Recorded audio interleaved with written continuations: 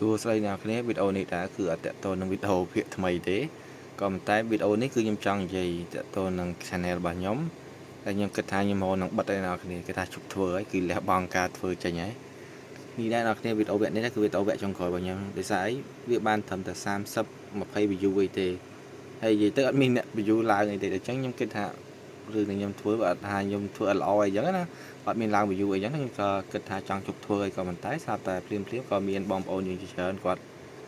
comment ថាជាការលើកទឹកចិត្តផងជាការចូលចិត្តផងអ្នកខ្លះក៏បានថារិះគន់ដែរ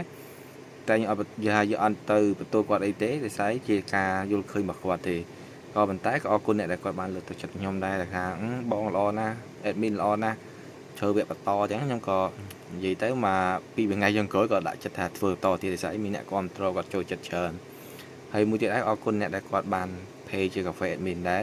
តិចក្តីច្រើនក្តីជាការថាជាការលើកទឹកចិត្តផងជាទឹកចិត្តរបស់អ្នកនរគ្នាផងអ្នកនេះអរគុណច្រើនវីដេអូនេះគឺមានប៉ុណ្្នឹងទេហើយកុំភ្លេចចាំវីដេអូវគ្គថ្មីផងគឺបានធ្វើហើយប៉ុន្តែនៅរៀបតិចតួចទៀតហ្នឹងហើយបាយបាយអរគុណច្រើន